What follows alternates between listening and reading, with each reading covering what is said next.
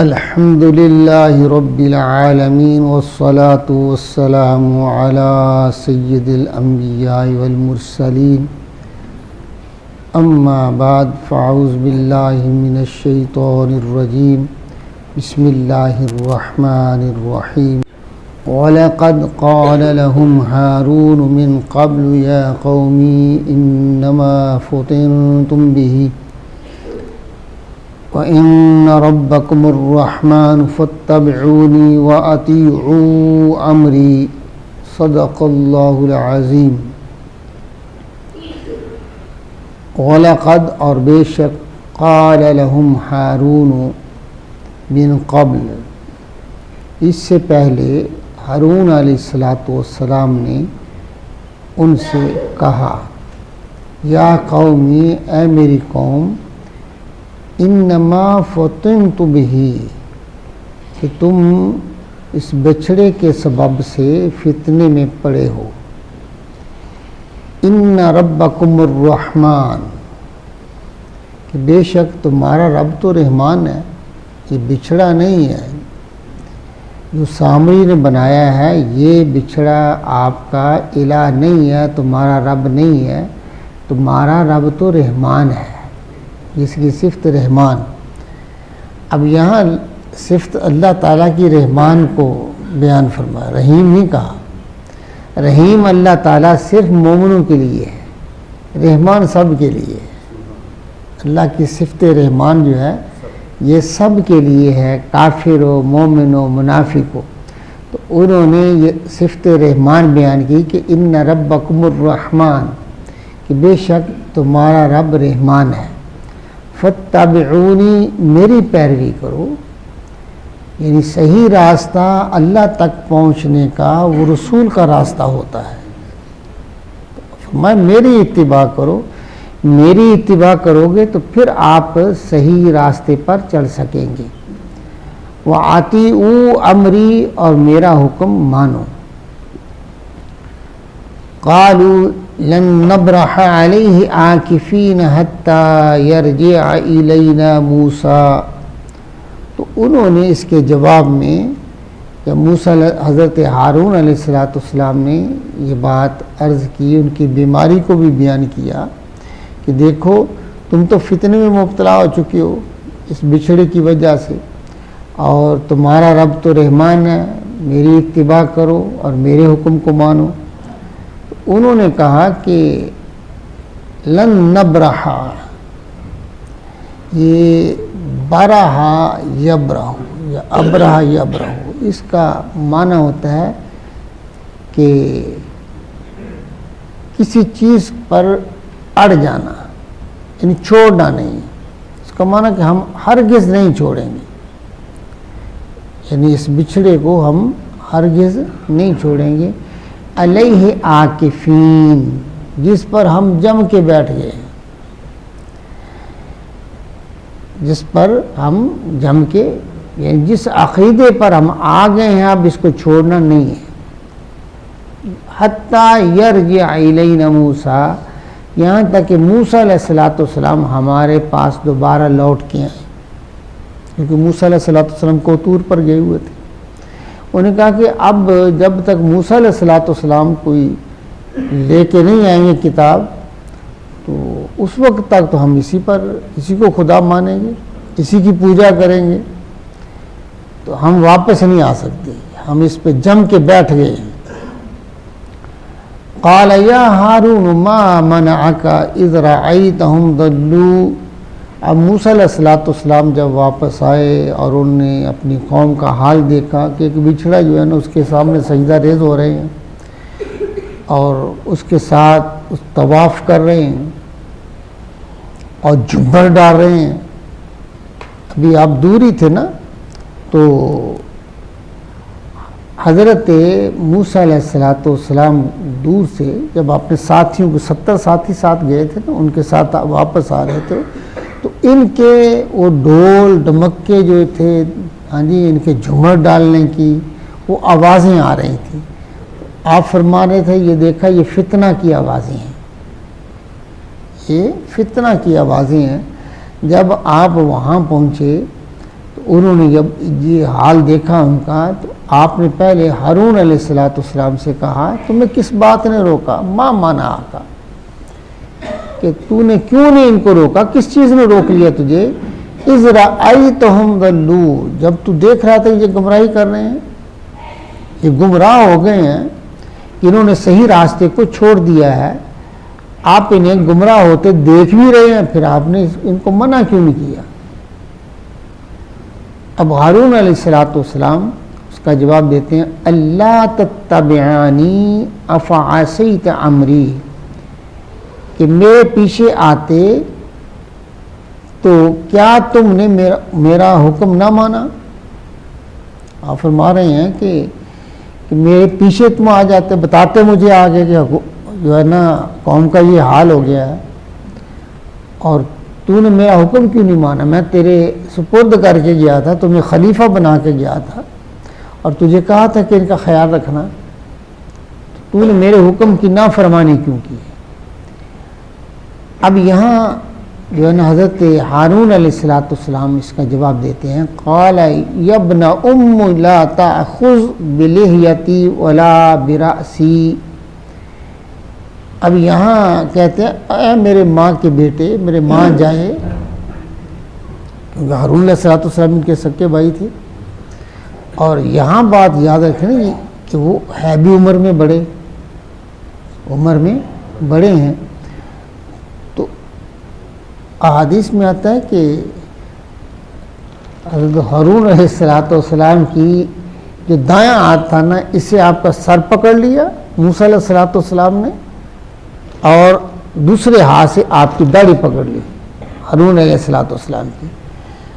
کہ یہ تو نے کیا کیا ہے؟ غضبناک حالت میں ہے، غصے میں، یہ تو نے کیا کیا ہے؟ کہ وہ کہتے ہیں کہ اے میرے ماں جائے، میری داڑھی کو نہ پکڑیے اور میرے سر کو نہ پکڑیں۔ اب یہاں جو ہے نا یہ جو داڑھی پکڑنا اور سر کو پکڑ کر جھنجھوڑنا، یہ آپ اگر دیکھیں تو بڑے کے لیے ایسا کرنا یہ ادب کے تو خلاف ہے نا، ہاں جی۔ تو یہاں جو عصمت انبیاء کے باقی لوگ ہیں نا، وہ یہاں اعتراض کرتے ہیں، وہ کہتے ہیں دیکھا نہیں کہ موسیٰ علیہ السلام نے معاذ اللہ بڑے بھائی کی گستاخی کی ہے، ہاں جی، تو گستاخی کرنا گناہ ہے، یہ گناہ کبیرہ ہے، تو یہ اگر گناہ کبیرہ ہے تو اس کا معنی ہوا کہ انبیاء سے گناہ سرزد ہو سکتا ہے، ہاں جی، معاذ اللہ نقل کفر نہ باشد، تو ایسا ہو سکتا ہے۔ تو اس کا علماء نے بہت سارے جوابات دیے۔ ایک تو جواب انہوں نے دیا کہ یہ کوئی گستاخی والی بات نہیں تھی، عرب میں آج بھی معروف ہے کہ لوگ پیار سے بھی داڑھی پکڑتے ہیں، ہاں جی، ایسے پکڑ کے داڑھی بات کرتے ہیں، تو یہ کوئی ایسی بات نہیں ہے، کسی سے بات کرنی تو اس کا سر پکڑ کر اپنے قریب کر لیتے ہیں۔ تو ہو سکتا ہے موسیٰ علیہ السلام نے انہیں ایک خوشخبری سنانی ہو کہ اللہ نے مجھے تورات عطا فرمائی ہے، اس لیے ایسا کیا ہو۔ یہ بعض کہتے ہیں کہ نہیں، انہوں نے جواب یہ دیا کہ ایسا جو کرنا تھا یہ اس لیے ہے کہ موسیٰ علیہ السلام نے جب ایسا کیا تو حضرت ہارون علیہ السلام کہہ رہے ہیں کہ ایسا نہ کرو، لوگوں میں غلط تاثر جائے گا، لوگ کہیں گے کہ یہ دیکھو بھائی آپس میں الجھ رہے ہیں، غلط تاثر جائے گا، اس لیے آپ میری داڑھی کو چھوڑ دیں، میرے سر کو چھوڑ دیں، یہ بات کہہ رہے ہیں۔ اور ایک بات جو ہے وہ مجھے زیادہ پسند آئی ہے اپنے طور پر، کہ انہوں نے اس کا جواب یہ دیا ہے کہ اصل بات یہ ہے کہ آپ نے غضبناک ہو کر آپ غصہ میں تھے، اور یہ غصہ جو ہے یہ جو آپ نے یہ ایسا کیا ہے، تو یہ سب کچھ اللہ جو ہے نا اللہ کی محبت میں ایسا کیا ہے۔ موسیٰ علیہ السلام نے ایسا اللہ کی محبت میں کیا ہے، تو جب بندہ اللہ کی محبت میں کوئی کام کرتا ہے تو اس پہ پکڑ نہیں ہوتی ہے، اس پر اعتراض نہیں کیا جا سکتا۔ کہ یہ موسیٰ علیہ السلام نے اپنے بھائی کی جو داڑھی پکڑی اور سر پہ، کیونکہ محنت بڑی کی تھی انہوں نے، بڑی مشکل سے قوم کو سیدھا کیا تھا، اور اب قوم جو ہے نا جب بگڑ گئی تو آپ کو غصہ تو آنا تھا کہ میرے رب کے در سے پھر ہٹ گئے ہیں، یہ اللہ کی محبت میں ایسا کیا ہے، تو اس لیے اس پہ کوئی اعتراض والی بات نہیں ہے۔ اور فرماتے انی خاشیت ان تقول فرقت بین بنی اسرائیل، وہ کہتے ہیں کہ مجھے ڈر تھا، ہارون علیہ السلام کہنے لگے کہ تم کہو گے ان تقول، کہ آپ کہیں گے فرقت بین بنی اسرائیل، کہ تو نے بنی اسرائیل میں تفرقہ ڈال دیا، کہ اگر میں انہیں روکتا، جنگ کرتا ان کے ساتھ، جہاد کرتا، تو ظاہر ہے یہ قوم تو ایک ہی ہے نا بنی اسرائیل، تو یہ آپس میں لڑتے، جب لڑتے تو دو گروہ ہو جاتے، تو میں اس لیے ڈرا، آپ سے ڈر رہا تھا کہ کہیں آپ مجھے یہ نہ کہیں کہ تو نے یہ کیا کمال کر دیا ہے کہ آپ نے ان میں تفرقہ ڈال دیا، دو گروہ کر دیے ہیں، وَلَمْ تَرْقُبْ قَوْلِي، اور تم نے کہنا تھا کہ میرا آپ نے انتظار ہی نہیں کیا، تو میں تو اس لیے یہ 12,000 بچے تھے 6 لاکھ میں سے جنہوں نے بچھڑے کی پوجا نہیں کی، تو میں ان کو لے کے الگ ہو گیا، ہم اللہ کی عبادت کرتے رہے 12,000 اور یہ اس لیے کرتے رہے، تو میں آپ سے خوف کی وجہ سے کہ کہیں آپ یہ نہ کہیں کہ آپ نے بنی اسرائیل میں تفرقہ ڈال دیا ہے اور آپ نے میرے آنے کا کیوں نہیں انتظار کیا، میری بات کا انتظار کیوں نہیں کیا۔ قال فما خطبک یا سامری، اب یہ بات سن کے آپ موسیٰ علیہ السلام جو سامری ہے جس نے یہ بچڑا بنایا ہے اس کی طرف آپ متوجہ ہوئے، انہوں نے کہا تیرا کیا حال ہے بھائی؟ اب یہ ہے کہ یا تو سامری وہاں موجود تھا، یا پھر آپ نے اس کو بلا لیا، یا پھر آپ اس کے پاس چلے گئے، آپ نے کہا ہاں بھائی بتا نا تو نے یہ کام کیوں کیا ہے۔ قال بصرت بلم يبصروا به فقبضت قبضة من اثر الرسول فنبذتها، تو اس نے کہا کہ میں نے وہ دیکھا جو لوگ نے نہ دیکھا، یعنی میں وہ دیکھ رہا تھا جو لوگوں نے نہیں دیکھا۔ اب کیا تھا؟ فقبضت قبضة من اثر الرسول، تو میں نے ایک مٹھی بھر لی فرشتے کے نشان سے، یہاں رسول سے مراد جبرائیل علیہ السلام ہے، کہ میں نے یہ آتا ہے حضرت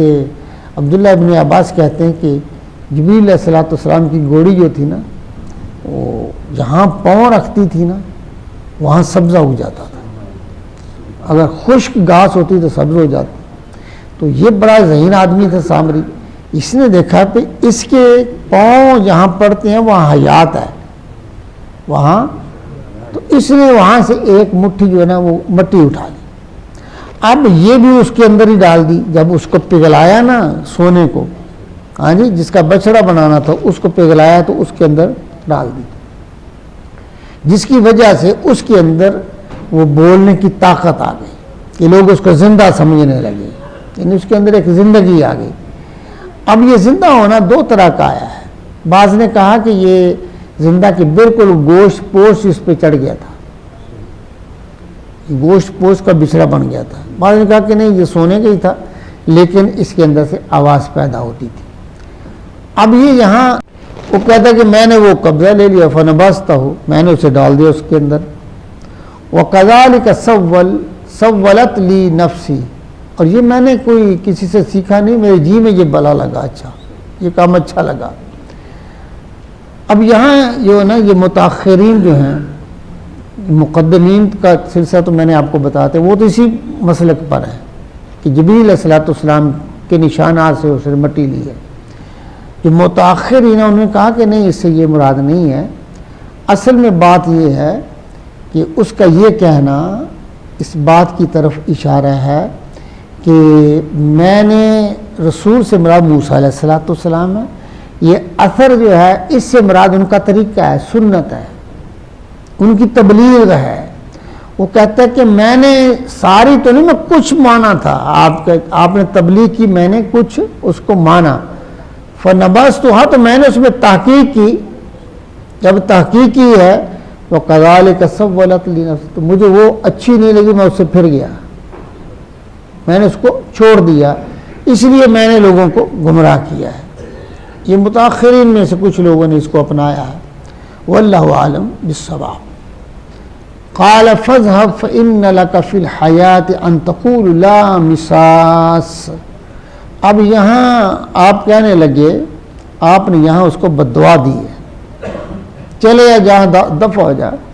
فإن لك في الحیات، جب تک تو زندہ رہے گا تیری سزا یہ ہے، ان تقول لا مساس، تو لوگوں کو کہے گا میرے پاس نہ آنا، مجھے مس نہ کرنا،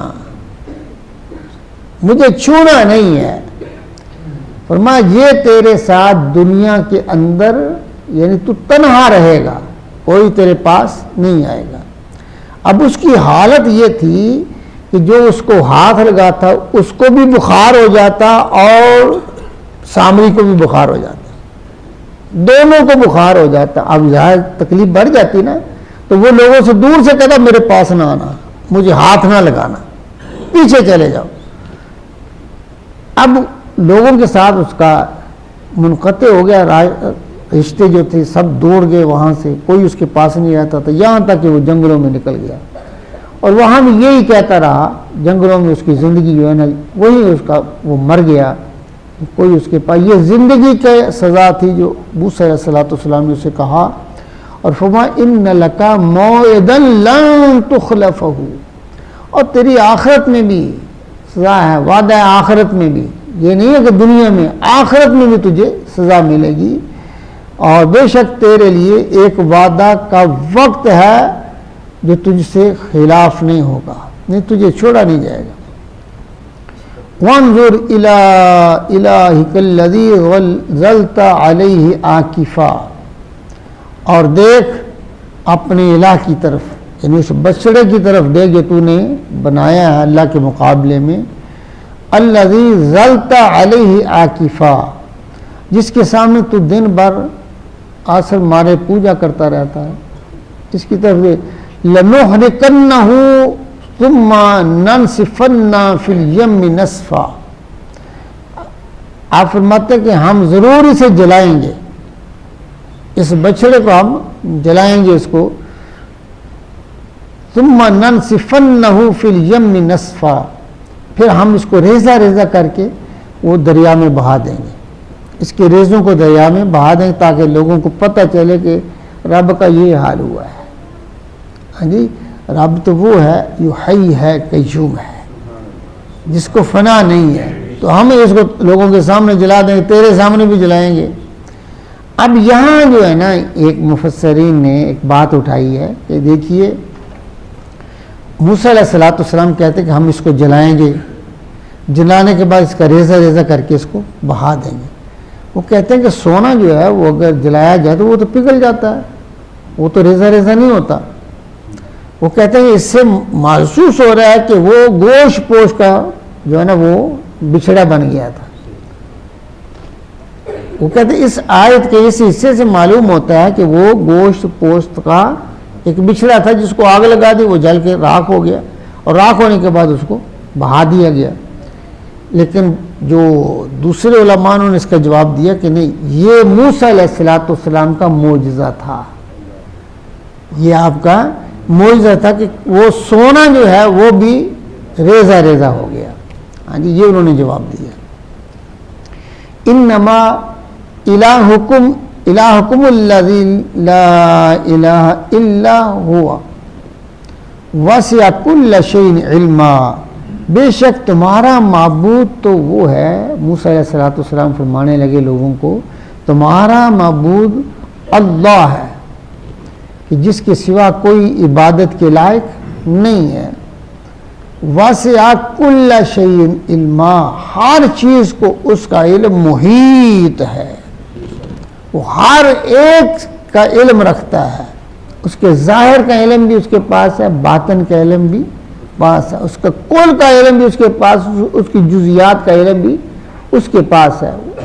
سارے مخلوق کے علم کو اس کا علم محیط ہے۔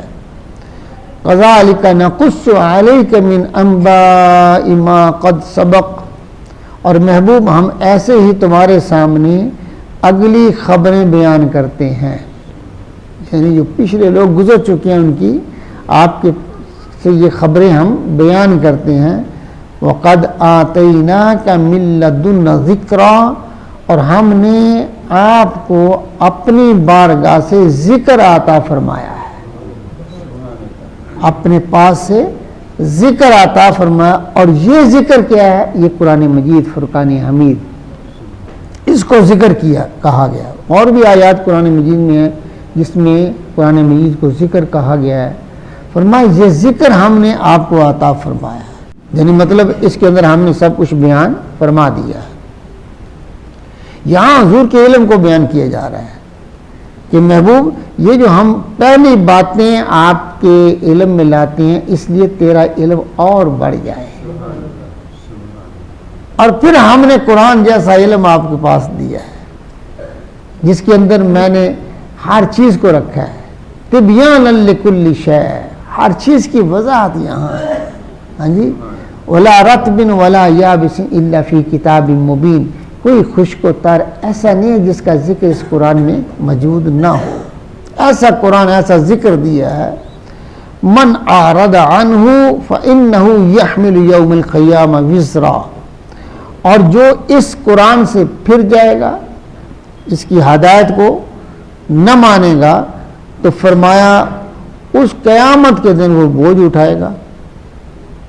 قیامت کے دن وہ اس کے پشت پر بوجھ ہوگا، خالدین فیہ، اور یہ بوجھ نہیں ہے کہ وہاں اسے اتار دیا جائے گا، کیونکہ وہاں سزا جو بھی ہے وہ تو مستقل ہے۔ ہاں جی، دوزخ کی سزا تو مستقل ہے، وہ یہ بوجھ ہمیشہ اٹھا کے رکھے گا۔ وَسَاءَ لَهُمْ يَوْمَ الْقِيَامَةِ حِمْلًا، اور قیامت کے دن اس کے حق میں کیا ہی برا بوجھ ہوگا۔ یوم ينفخ فی الصور ونحشر المجرمین یومئذ زرقا، اور جس دن سور پھونکا جائے گا اور ہم اس دن مجرموں کو اٹھائیں گے، جمع کریں گے نیلی آنکھوں سے۔ یہاں کیا فرمایا؟ نیلی آنکھوں سے۔ اب یہاں یہ جو حضرت اسرافیل علیہ الصلوۃ والسلام سور پھونکیں گے 2 دفعہ۔ کتنی دفعہ؟ پہلی دفعہ سور پھونکیں گے، ایک آواز جو ہے ایک آلہ ہوگا ان کے پاس، جیسے سنگ نہیں ہوتا اس طرح کا کوئی آلہ ہوگا، اللہ بہتر جانتا، وہ اس میں سے پھونکیں گے تو پہلے سارا کچھ تباہ ہو جائے گا، پھر دوسری باری پھونکیں گے سب کو جمع کر لیں گے، زندہ ہو جائیں گے اور سب اللہ کی بارگاہ میں پہنچ جائیں گے۔ ہاں جی، فرمایا کہ اس دن حال کیا ہوگا کہ ان کی آنکھوں کی پتلیاں جو ہیں وہ پیاس کی وجہ سے نیلی ہو جائیں گی، نیل وہ اس کا رنگ ہوگا۔ ہاں جی، ان کی حالت بدل جائے گی۔ اور یہاں بعض نے کہا کہ اس سے مراد اندھا ہونا ہے۔ ہاں جی، اس کا معنی اس کو نظر نہیں آئے گا، اور کافر اندھے بھی تو ہوں گے نا۔ ہاں جی، اندھے بھی ہوں گے، بہرے بھی ہوں گے، گنگے بھی ہوں گے وہاں، تو یہ حالت ہوگی ان کی وہاں پہنچنے کی، کافروں کی۔ یتخافتون بینہم ان لبستم الا عشرا، آپس میں وہ ایک دوسرے سے کہتے ہوں گے کہ تم یہاں صرف 10 دن رہے، ایک دوسرے سے کہیں گے کہ ہم یہاں 10 دن کریں، کہاں؟ دنیا میں اندر یا قبر کے اندر، یا قبر کی بات ہوگی یا دنیا کے اندر۔ وہ ان کی عیاشیاں جو کی ہیں وہ ساری زندگی جو ہے جس کو سب کچھ وہ سمجھتے تھے اس کو 10 دن پہ لے آئیں گے۔ یہاں 70 سال 60 سال 100 سال کئی 200 سال پہلی امتیں، کتنی کتنی عمریں ہوں گی، وہ اس کو سمجھیں گے کہ یہ اتنی سختی ہے کہ اس کی وجہ سے وہ اپنی یادداشت کھو بیٹھیں گے، قیامت کی سختی کی وجہ سے اور عذاب کی وجہ سے، اور کیا رہے ہوں گے، ہم تو صرف 10 دن رہ کے آئے ہیں دنیا کے اندر، چپکے چپکے کہیں گے 10 دن۔ وَنَحْنُ عَالَمُ بِمَا يَقُولُونَ، ہم جانتے ہیں کہ وہ جو کہتے ہیں، یہ جو بات کر رہے ہیں، اللہ فرماتا کرتے تو چپکے چپکے ایک دوسرے کان میں سرگوشی کر رہے ہیں، لیکن ہمیں پتہ یہ کیا کہہ رہے ہیں۔ ہاں جی، يَقُولُ أَمْثَالُهُمْ طَرِيقًا، اور ان میں سے جو اچھے طریقے پر ہوگا نا، زیادہ سمجھدار رائے والا، وہ کہے گا ان لبستم الا یوما، کہ نہیں زیادہ بھی نہیں رہے، ایک دن۔ کتنے رہے ہیں؟ ایک دن یہ رہے ہیں، ہم رہے ہیں، کوئی زیادہ نہیں رہے۔ یعنی جو عقل والا ہے، جس کو سب سے زیادہ عقل مند سمجھتے ہیں، اس کا حال یہ ہوگا، وہ 10 بھی نہیں مانے گا، وہ کہے گا ایک دن رہے ہیں۔ یہ حال ہوگا قیامت کے دن محشر کی سامان کا اور محشر کے میدان کے عذاب کا اور اس کی سختی کا یہ عالم ہوگا کہ لوگ اپنے دماغ جو سوچ ہے، عقل جو ہے، اس کو کھو بیٹھیں گے۔ اللہ تعالیٰ ہم سب کو اس کی سختی سے محفوظ فرمائے۔ وآخر دعوانا ان الحمد للہ رب العالمین۔